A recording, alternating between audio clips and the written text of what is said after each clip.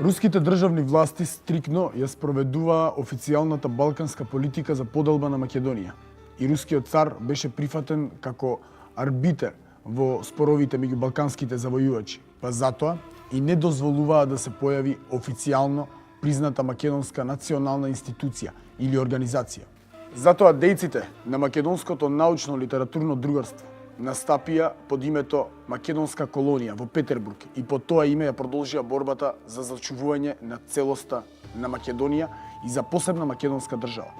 Оваа колонија стана и единствената организирана акција на македонците што пред светската јавност настапи како ополномоштен представник на македонскиот народ со јасна национална програма, со концепција за посебност на македонската нација, македонскиот јазик, македонската црква, македонската историја и култура.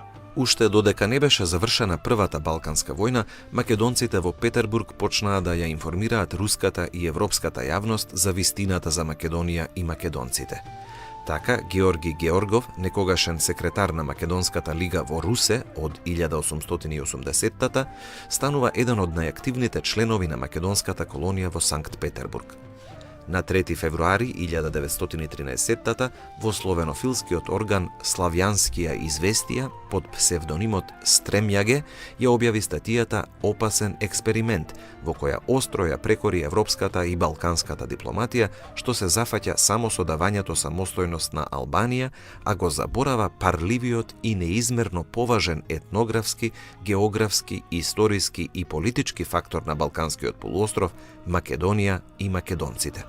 Како аргументи, авторот наведува: Македонија на македонците беше секогашниот лозунг на сите внатрешни тајни револуционерни македонски организации.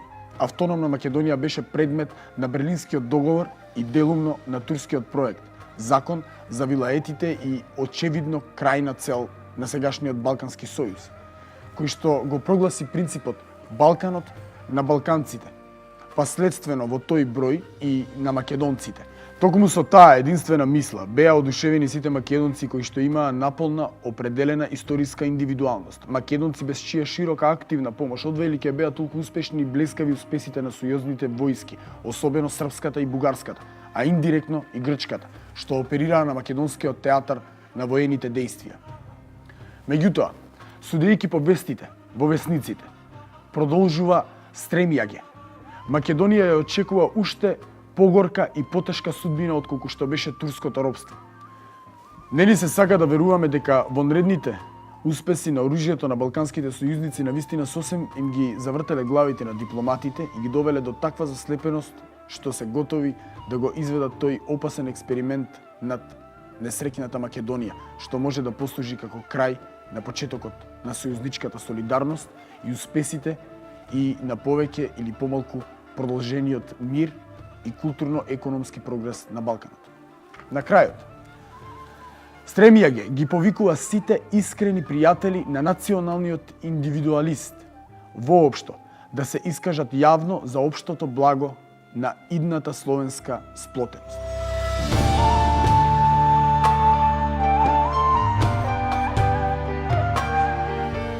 Земајќи ги како повод овие и другите статии објавени на актуелната македонска тема во Славјанскија известија, во бројот од 3 март 1913-тата, стариот Стремјаге одново се јавува со поопширна и многу пообразложена статија за Македонија и македонците, констатијата Опасен експеримент.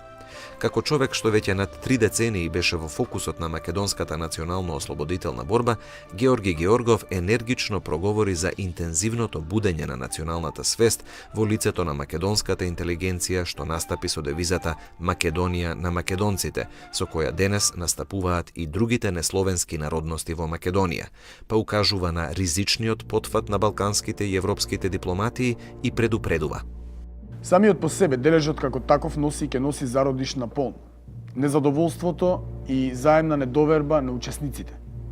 Како и да ја делите Македонија, сепак секој учесник посебно ќе се смета како оштетен и ќе си отиде од разграничувачка комисија со повеќе или помалку притаена мисла за при првиот удобен случај да го придобие она што тој по своји причини си мисли дека е право да го има. За самите македонци веќе И да не зборуваме, тие македонци со никаква делба не сакаат и не можат да се помират. Повикувањето на тоа дека целата народна маса на македонските словени, кои што го представуваат мнозинството од население во Македонија, воопшто немале национално самосознание и собствен литературен јазик, воопшто не е убедливо за неопходна поделба на нивната татковина, бидејќи дури и во покултурните земји носители на националното самосознание се јавува не простиот народ, ами само неговата интелигенција. А при тоа, како можеше во самата Македонија да се појави македонска интелигенција, кога до последно време секој македонец, што малку по малку можеше да се поиздигне од општата маса, ако не емигрираше во соседните слободни земји, ризикуваше или да падне жртва на насилство, или да изгине во турската Зандара. Во самата Македонија, вели понатаму Стремјаге, во текот на неколку децении, соседните балкански држави кои што изразуваат претензии кон Македонија и ги сметаат сите македонски словени како припадници исклучиво на својата народност, водеа и водат национална пропаганда, наметнувајќи им ја на македонците, особено на словенското население, својата национална свест и според тоа го изменуваат нивниот самобитен јазик и обичаите, настојувајќи со помош на училиштата да формираат кадри од местната интелигенција со неточни представи за националноста на македонците воопшто и на македонските словени посебно. Оваа објективна анализа на развитокот на националната свест на македонците, на сведокот и учесникот во овие процеси како долгогодишен емигрант во Бугарија Георги Георгов, ја завршува со предлогот што во тој историски момент му се чинеше спасоносен. Автономијата е најдобриот и најправедниот начин за разрешување на македонското прашање.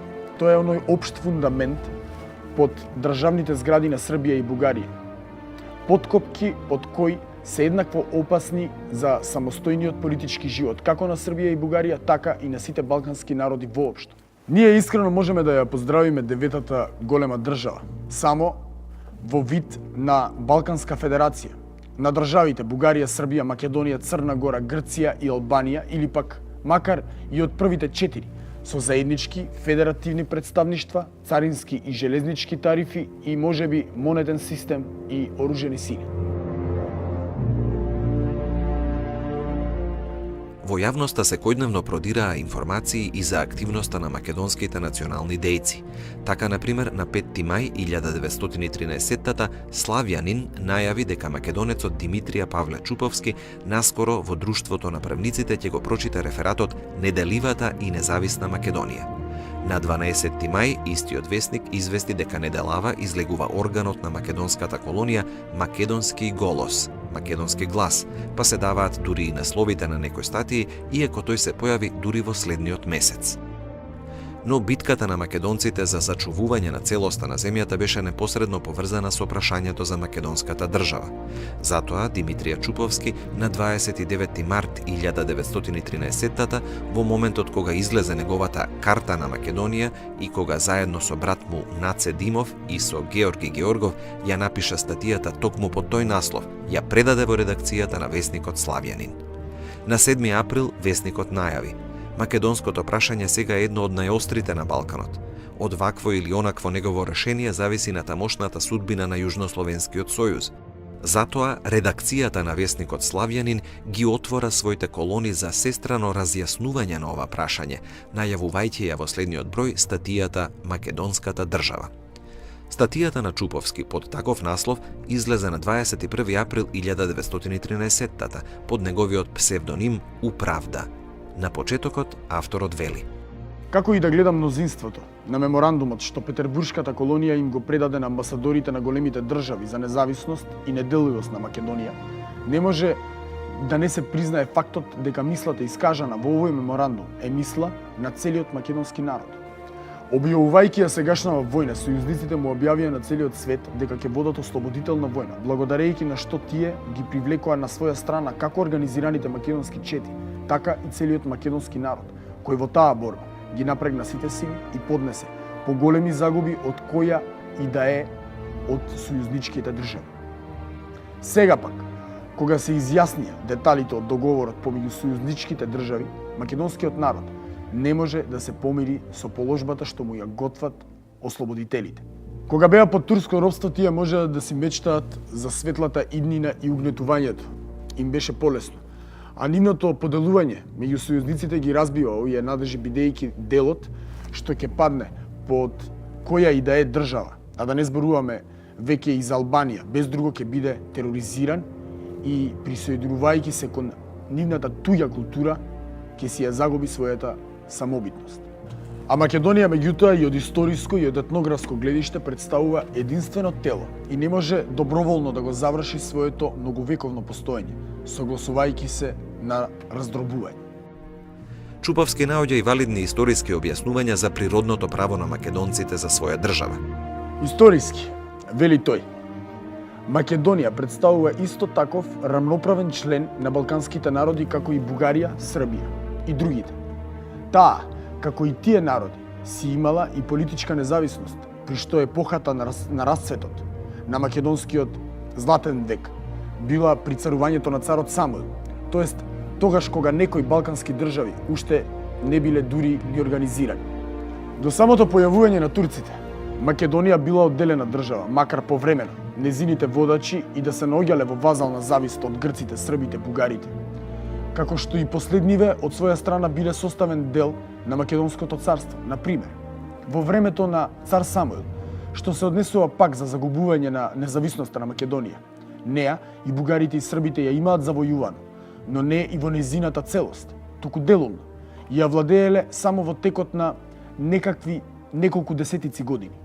Продорната мисла на Чуповски во градењето на македонското гледиште за историските состојби и процеси на Балканот посебно се запира и врз Македонија по ослободувањето на Бугарија. За него има големо значење континуираниот развиток на македонската ослободителна мисла и акција. По ослободителната војна од 1877 година до 78 година, вели тој, кога беше ослободена Бугарија, Македонија беше оставена на своите собствени сили. Во текот на 35 години македонскиот народ водеше непрекината крвава борба со турците за својата независност. Секоја година доаѓаше до ред востанија и стотици битки.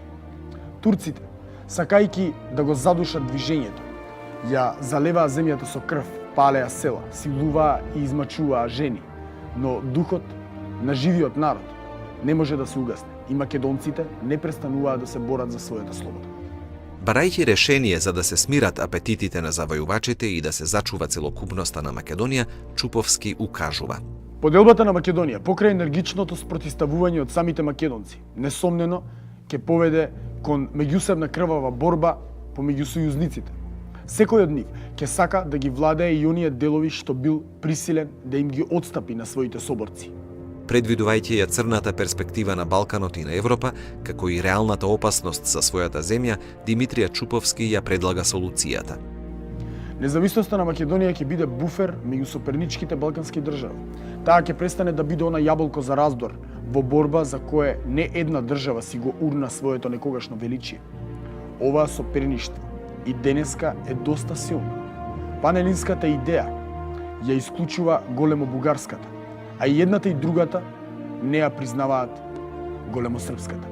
Балканскиот полуостров е премногу малечок за да може на него мирно да коегзистираат неколку големо државни идеи. Само федеративната држава, составена од сите балкански народи во која треба да влезе врз еднакви права и неделивата самостојна Македонија. Само таквата федерација може да им обезбеди мирна коегзистенција и прогрес на балканските народи. Ваква мисирковска историска анализа и национално-политичка синтеза на состојбите и перспективите на Македонија никогаш не се појави на Балканот. ВМРО на Александров и на Протоѓеров во тоа време обединистички се бореше и мечтаеше за проширените граници на Бугарија.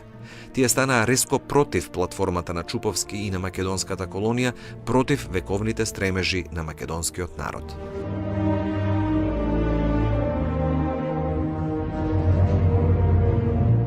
Оваа лавовска борба на ополномоштените македонци имаше широк одзив во јавноста. Особено внимание привлекоа двата меморандума на македонците од 1 март и од 7 јуни 1913-тата. По тој повод се искажаа и најугледните руски дневници. Не треба да се дозволи да се раскинуваат на делови несреќните македонци, кои што се загрозени со варварско истребување во меѓусебна војна. пишува московското Руское слово и најавува дека на дневен ред ќе дојде проектот за создавање независна Македонија. Угледниот весник Санкт-Петербургскија ведомости во врска со разгорениот спор помеѓу сојузниците за поделба на Македонија предлага и се надева: Македонија треба да добие автономија како Албанија и никој од сојузниците што меѓусебно се борат, грците, србите и бугарите, нема да добие ни педа земја во Македонија. И поголемиот дел од руската јавност и печатот стоеја зад целоста и независноста на Македонија. На бескрајните понеделнички и четврточни трпези во Петербург настапуваа испратени мисионери од Софија, како професорите Шишманов, Георгов, Милетич, генерал Груев и други, но и од Белград, како професорите Белич, Семиз, Табурно, генерал Генчич и други. Во долгите расправи се вклучуваа и угледни руски представници, но секогаш и насекаде беа активни и македонските представници – Чуповски, Димов, доктор Константинович, Везенков, Хаджијанов и другите. На 7 јуни 1913 македонската колонија во Санкт-Петербург со подписите на ополномоштените Димитрија Чуповски, Георги Георгов, доктор Гаврил Константинович, Наце Димов и инженер Георгов објавија втор меморандум на македонците кон владите и јавноста на сојузните балкански држави, исто така објавен не само во првиот број на списанието Македонски голос, Македонски глас, туку и во рускиот печат. Тој имаше широк одзив во меѓународната јавност. Во меморандумот енергично се повикуваат балканските држави и се бара: Поделбата на Македонија ќе создаде за нас нова зависност и робството под родниот брат не може да ни ја замени слободата. Во името на природното право, во името на историјата, во името на практичната целосообразност, ве молиме вас, браќа, да го имате предвид следново. 1. Македонија е населена со еднородно словенско племе, што има своја историја, свој бит, своја државност во минатото, своји идеали, па затоа и право за самоопределување. 2. Македонија во своите етнографски, географски и културно-историски граници треба да биде самостојна држава со влада одговорна пред Народното собрание. 3. Македонската држава треба да представува одделна рамноправна единица во Балканскиот сојуз при заедничката царинска граница. 4. Во црковен однос неопходно е да се обнови во Македонија древната Охридска автокефална црква, што ќе биде во канонска врска со другите православни цркви: грчката, руската, бугарската, српската, романската, сирската и арапската. 5. Заради подробна разработка на внатрешниот поредок на македонската држава треба под покровителство на големите држави во блиска иднина да биде свикано народно представништво, основачко национално собрание во градот Солун, избрано со општо гласање.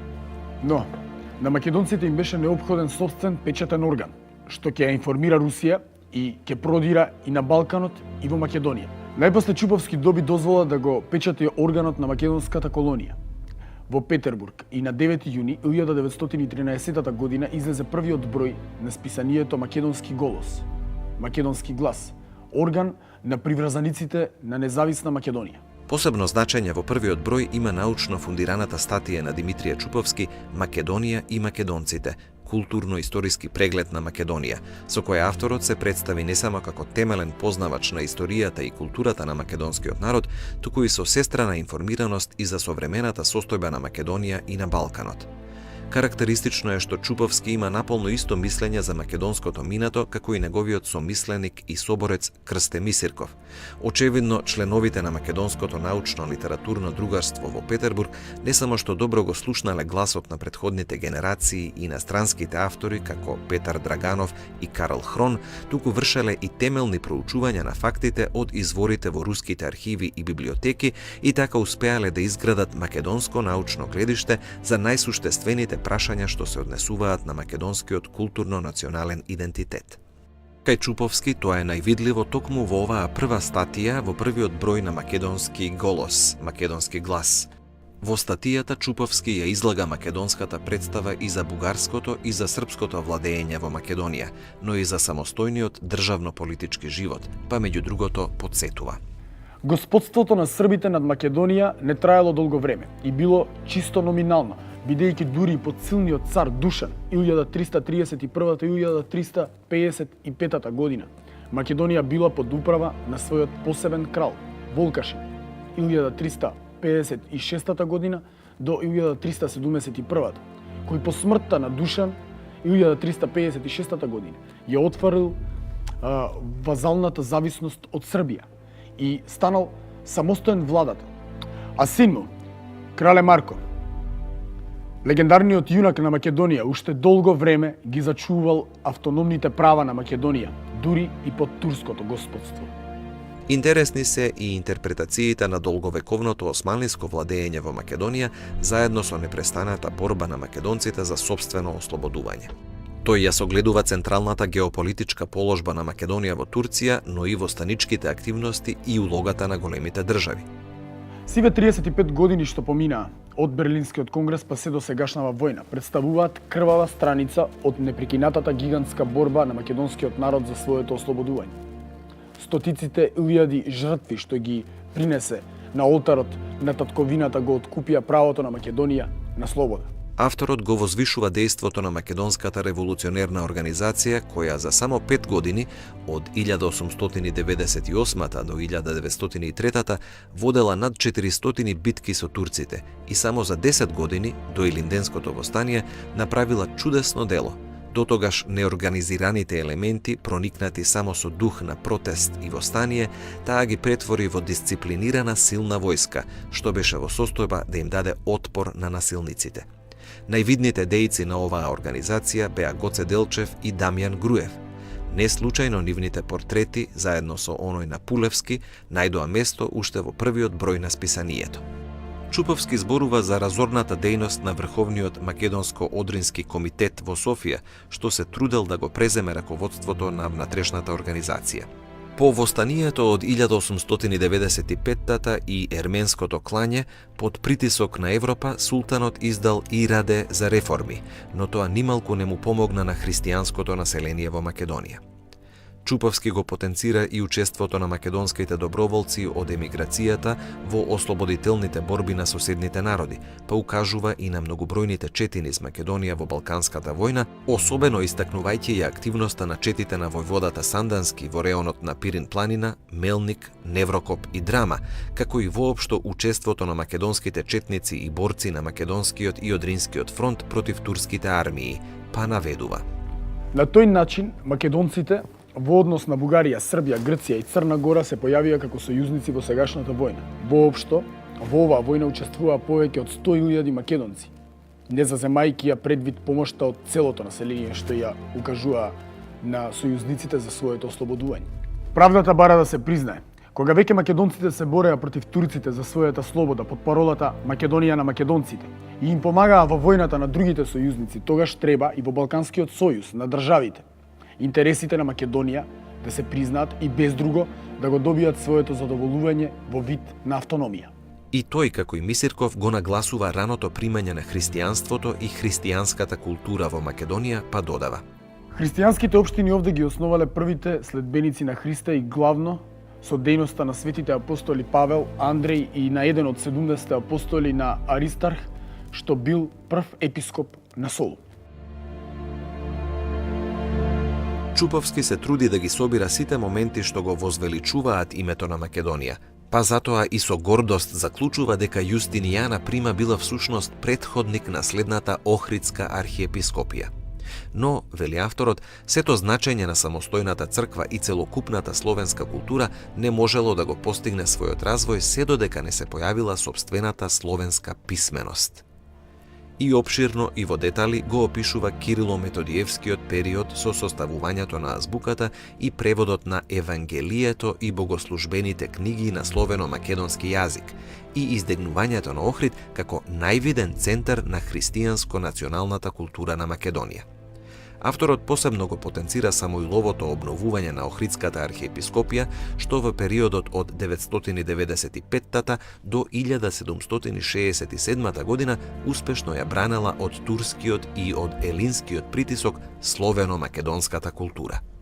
Чуповски го согледува и процесот на борбата против елинизацијата на црковниот и образовниот живот во Македонија и напорите на македонците за обновување на Охридската архиепископија, но тоа довело до основање на Бугарската екзархија во 1872 година, кон која се приклучија, вели, и повеќето македонци, бидејќи на бугарите им беше дозволено по цела Македонија да основаат цркви и училишта, и македонците мораа да го избираат помалото од двете зла, макар и туѓата, но словенска црква.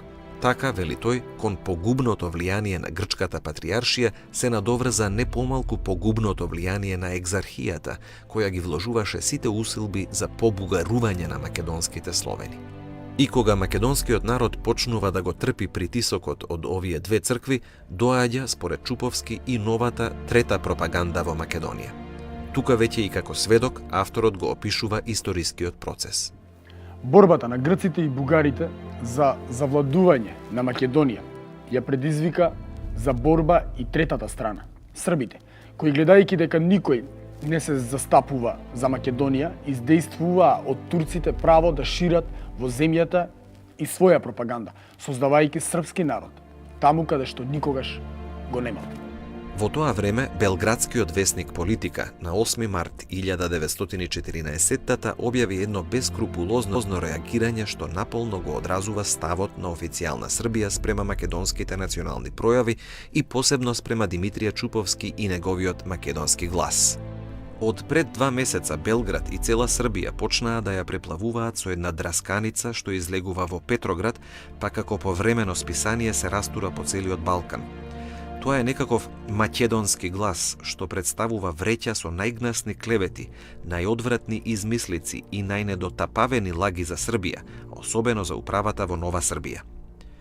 Бројот на македонски голос, што некнивечер стигна во Белград, го добија, се разбира, бесплатно, речиси сите белградски лебари, зарзавачи, кафеджии, дзидари и мнозина други што се родум од Нова Србија. Од Скопје сме известени дека и таму стигнуваат цели рпи од тој пасквилански лист. Српскиот дипломатски представник во Петроград списанието го нарекува едно обскурно весниче и на 8 март 1914 го информира председателот на Министерскиот совет и министер за надворешни работи на Србија Никола Пашиќ. Уште минатата година се собираа во Петроград сомнителни типови македонски, бугарски и албански со цел да организираат акција против Србија и да ги придобијат руските кругови за создавање автономна Македонија. Заради тоа тие покренаа овде на руски јазик свое неделно списание под наслов Македонски глас. Потоа се обидоа да создадат еден добротворен руско-македонски комитет. За таа цел се изработени и статутите. На чело на сите македонци стои некој Чуповски. По ваквите српски интервенции и клевети, како и од бугарската и од грчката страна против Чуповски и печатениот орган, списанието на вистина пак беше стопирано и наредниот број 10 се појави дури на 13 август 1914 по започнувањето на Првата светска војна, во која Русија и Србија се најдоа на истата војувачка страна. Излезените 11 броја на списанието потврдуваат дека редакцијата успеала да ја следи програмата што беше пријавена и одобрена. Се правеше и преглед на пишувањето на рускиот и странскиот печат, а се одбележуваа и новоизлезените публикации за Македонија. Сараевскиот атентат рапидно ја усложни ситуацијата. Во македонските средини се чувствуваше страв пред надвиснатиот нов воен пожар, но истовремено и искра надеж за пререшување на македонското прашање. Кога Австро-Унгарија и објави војна на Србија, Крсте Мисирков веднаш отиде од Кишинев во Одеса и ја собра македонската колонија во Јужна Русија за да се обмисли за една организација и усилена пропаганда во Русија за автономија на Македонија, тоест за создавање независна држава Македонија во која би влегле трите вилаети – Солунскиот, Битолскиот и Косовскиот. Собранието решило таа агитација да се води со устна и со писмена пропаганда, заради што било заклучено да замине за Москва и Петроград еден од членовите на овдешната македонска колонија за да ги осветли по прашањето руските раководни кругови. А кога и Русија влезе во војната на 6 август 1914 во Одеса беше организирано големо општо словенско собрание, на кое и представникот на македонците Крсте Мисирков одржа забележителен говор. Бидејќи на 14 август рускиот император Николај II ги повика пољаците да и се придружат на Русија во борба против германизмот, со веќавање дека по победата полскиот народ ќе биде обединет, дека ќе се прероди Полска, слободна во својата вера, во јазикот и во самоуправата, Крсте Мисирков го искористува ова ветување како повод и меѓу другото на собранието вели. Манифестот на августејшиот, главно комадијушт, кон полскиот народ ветува ослободување и обединување на сиот полски народ во една држава. Меѓутоа, во словенскиот свет постои и втора Полска. Полска на Балканскиот полуостров, херојската, но несреќна Македонија, разделена со Букурешкиот договор на 3 дела. Македонија, таа втора Полска, исто така има законско право на манифест за нејзино обединување и за воспоставување на царството на царот Самуил и на кралот Волкашин. Меѓутоа, сепак, таа се уште нема добиено никаков манифест за обединување на целата Македонија во една држава. Како резултат на таа победа, македонскиот народ очекува да зацари мир, правда и слобода во словенскиот свет, а исто така да бидат уништени и творбите на непријателот на словенството, Берлинскиот и Букурешкиот договор. Како татковина на словенските апостоли Свети Кирил и Методи, на словенското писмо и на словенскиот литературен и црковен јазик, на целото православно словенство, имајќи ја најдревната словенска култура, како земја што ја одбрани својата национална словенска самобитност во текот на 1400 години, издржувајќи ја најупорната борба со исконските непријатели на словенството на Балканот, грците и турците, при што последниве 20 години во историјата на Македонија представуваа постојано и сеопшто востание на македонците против турците. Македонија со учеството во првата Балканска војна против турците и во борбата на Србија со Австро-Унгарија си ги заслужи истите оние ветувања и истата онаа награда како и раздробената на 3 дела Полска. Веднаш по овој собир во Одеса, како ополномоштеник од јужно-руската македонска колонија, Крсте Петков Мисирков со претходен договор и со македонската колонија во Петроград тргнува да действува, како што пишува самиот, за реализирање на идеалот автономна и независна Македонија. Всушност, паралелно со јужно-руската македонска колонија во Одеса, и во Петроград биле направени слични чекори за действување за поповолно решение за Македонија по крајот на веќе започнатата војна. Кога стигнал Мисирков, се одржал состанок за разгледување на многу важно прашање, на кое присуствувале 4 представници на македонската колонија во Петроград. Основната задача била да се подготви текстот на еден меморандум до руската влада, кој на 14 август 1914 со подписот на представниците од двете македонски колонии, Димитрија Чуповски и Крсте Мисирков, му е предаден на началникот на блискоисточниот оддел во Руското министерство за надворешни работи, кнез Трубецкој. Во меморандумот опширно се образлага историјата и состојбата во Македонија, па се нагласува: Одвели треба да се докажува дека главни виновници за распарчувањето и ново поробување на Македонија не беше никој друг, туку бугарите и србите. Бугарија пред и во времето на војната од 1912 година не сакаше ни да чуе за автономија на Македонија. Таа се бореше за поволен за себе дележ на Македонија. Србија, од своја страна, се бореше за дележот, надевајќи се да ја искористи за своите интереси создадената положба. Но причината за нашите несреќи треба да се бара исто така и во оние тешки услови во кои се наоѓаше нашата татковина во последните 2 децении, во епохата на нашите најинтензивни борби со турците и на најголемото изострување на српско-бугарскиот спор. Наполно поголтнати од борбата против турците и грците, ние не можеме со нужната енергија да им се спротиставиме на тенденциозните соопштенија и тврдења на србите и бугарите за Македонија. Ние не можеме своевремено да го убедуваме руското општество дека се што е неопходно за создавање независност на нашата македонска држава се има налице. Меѓутоа, овие предлози беа само примени на знаење од Русија, но не и прифатени. Во тој момент за неа беа побитни односите со веќе завојуваните Србија и со се уште неодредената ориентација на Бугарија, што во тоа време ја лицитираше својата наклонетост со влогот на Македонија. Во такви околности и со таков дух излегуваат и последните 2 броја на списанието Македонски глас. Македонската колонија го развева по петроградските улици новото македонско црвено знаме со амблемот на коњот Букефал на Александар Македонски и со надписот во сончевите зраци „Едина независима Македонија“.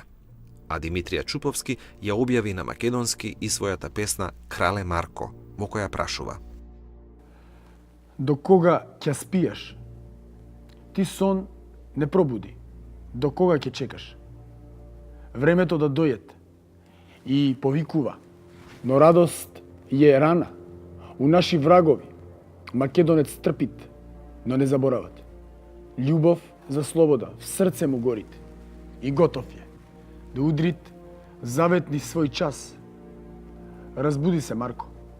Од вековни сон и повикај в помош, стојна самовила. Качи се на твоја конја шарца, нога и врцу си земи тешка топузина. Ти поведи народ за единство мило и душману кажи да е Марко жив. Во истиот број е објавен и апел до македонскиот народ, каде што посебно се потенцира завојувачкиот карактер на балканските војни и целта што не беше братска. Поради тоа, македонската колонија е уверена дека сегашната војна ќе ги исправи сите историски грешки на минатото, па документот завршува со повик: И ние македонците мора да го разбереме високото значење на сегашниот историски моменти, да се согласиме дека сега пред нас, како најстаро словенско племе, од чии пазови излегоа словенските првоучители, светите Кирил и Методи, и првите зачетоци на нашата словенска култура, стои задачата, не откажувајќи се од нашите посебни стремежи, сега да тргнеме кон целта, што му е општа на целото словенство. При својот престој во Петроград, Крсте Мисирков оставил и две своји статии за објавување во списанието Македонски глас. Во втората статија, што беше објавена во последниот број на 20 ноември 1914 под псевдоним К. Пелски и со наслов Борбата за автономија, Мисирков меѓу другото предупредува: Во нашиот век тешко е да се задржи заграбеното со сила против правото и правдата. Никаков српски, грчки, ни српско-грчки, романски, ни бугарско-турски сојуз нема да го осигури поробувањето на нашата татковина. Македонија ќе биде самостојна и единствена земја. Затоа гарантираме ние, македонците. Во бројот е објавено и писмото до издавачот редактор Димитрија Чуповски под наслов „Моето мислење за македонците“ од познатиот руски славист и воен картограф генерал Ритих, кој уште во 1901 година имаше напишано дека македонците се самостојно племе што си има свој јазик, а сега, како завештание, изјави: Македонија, според нашето разбирање, треба да биде целокупна, неразделена, автономна, како суверено кнежество, што не треба да влегува во составот на која и да е држава, особено не во состав на Бугарија. По запирањето на списанието, македонската колонија во Петроград и македонците воопшто останаа без свој печатен гласник, без можности за пласирање на автентични мисли и чувства пред завојуваната Европа. Бидејќи надлежните руски власти не дозволуваа официјално признавање на македонската асоциација, што би можела легитимно и легално да настапува од името на македонскиот народ, се направија обиди да се искористат постојните руски друштва како почва за македонска национална дејност. За таа цел беше искористено Друштвото за помош на почетниците литератори, артисти, уметници и научници во Петроград, кое меѓутоа, покрај некои одделни изданија, ги издаваше и периодичните публикации Ежегодник и Славјане.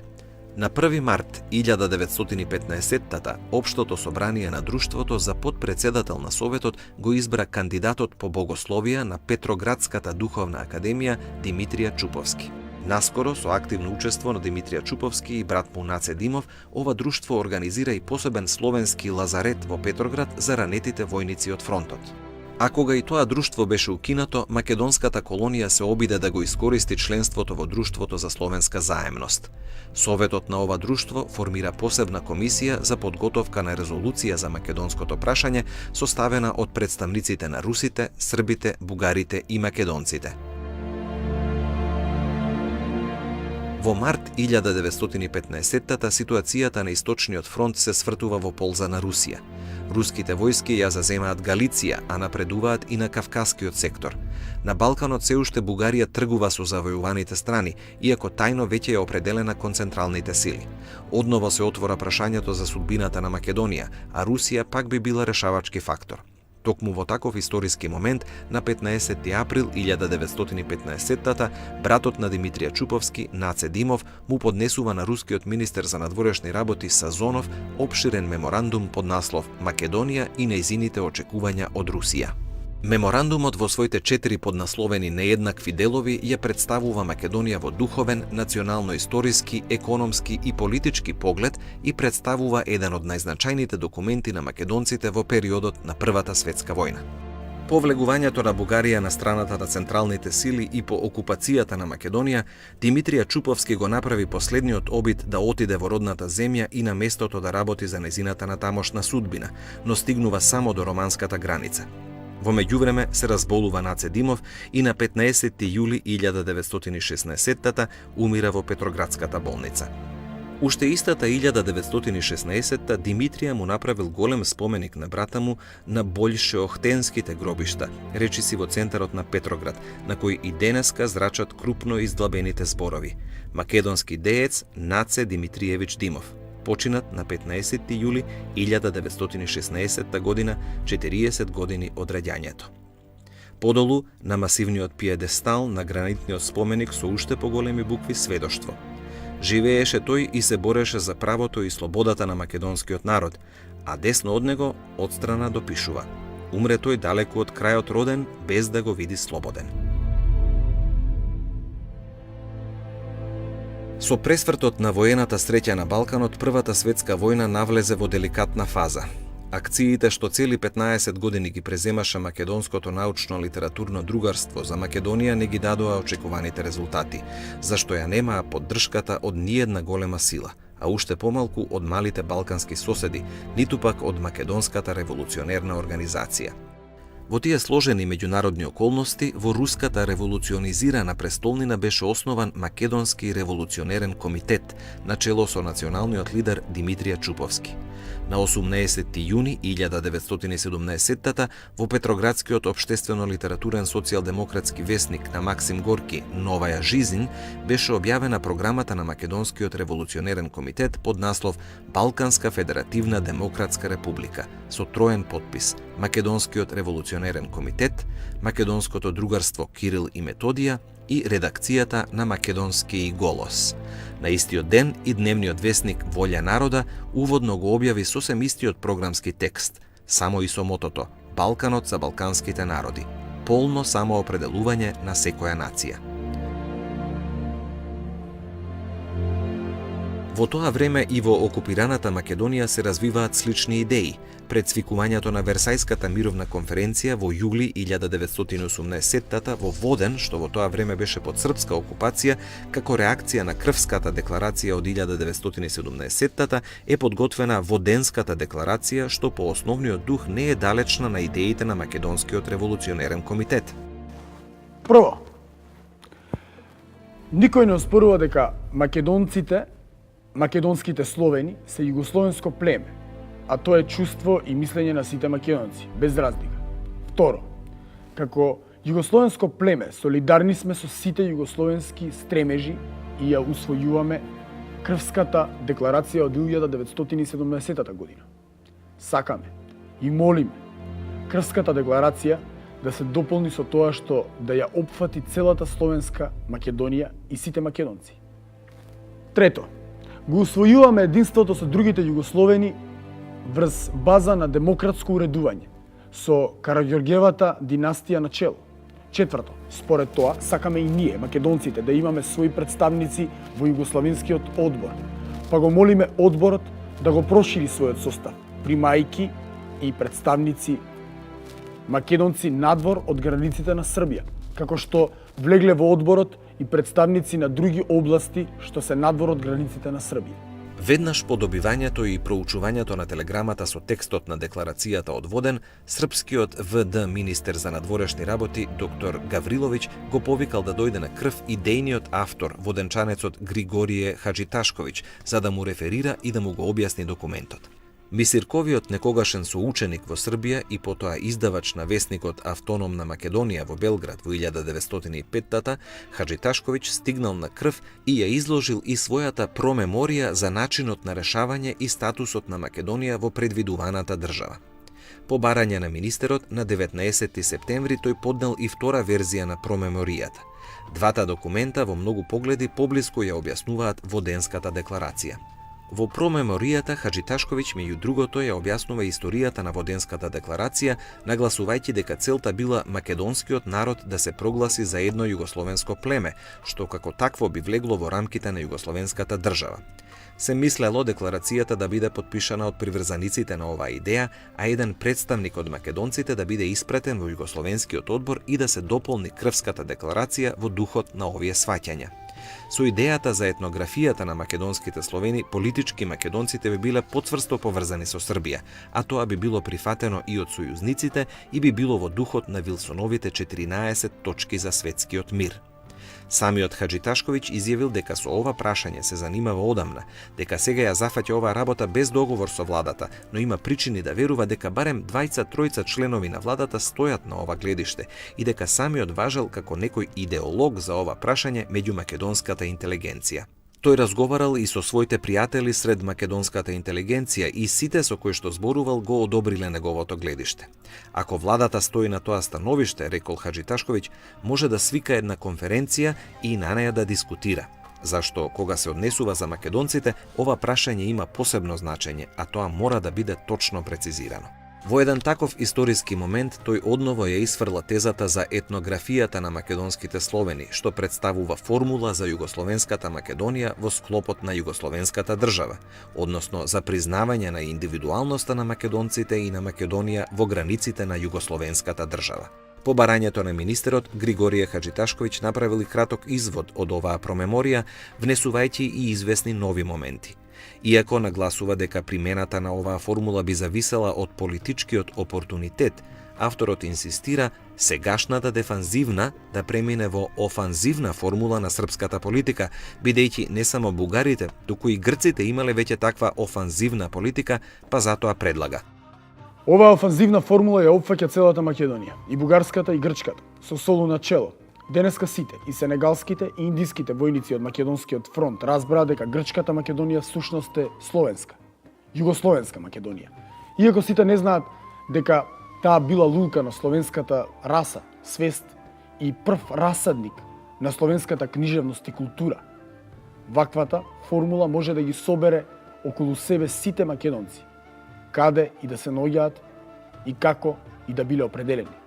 Исто така, Григорije Хаџиташковиќ предлага по можност да се испрати во сојузничките престолнини барем по еден интелигентен македонец, што би работел во југословенскиот одбор на соодветното место. Истото ова да се направи и во Берн и во Женева, наведувајќи и образложен список од 7 македонски интелектуалци како кандидати за тие места. Според тоа и се предлага на српската влада една југословенска концепција за идната заедничка држава во која Македонија би била наполно индивидуализирана етнокултурна област во федеративна заедница, а македонците би биле признаени како посебна нација и култура паралелно и рамноправно со србите, хрватите и словенците. Меѓутоа, промеморијата, како и декларацијата од Воден, не само што не биле прифатени од Пашиќевата влада, туку тие не биле ни предмет за посебно разгледување на надлежните органи и тела. За Србија и натаму македонското прашање не постоеше и самите македонци беа Срби. Така Македонија се најде и пред меѓународната мировна конференција во Версај во 1919 и поделбата беше историски запечатена.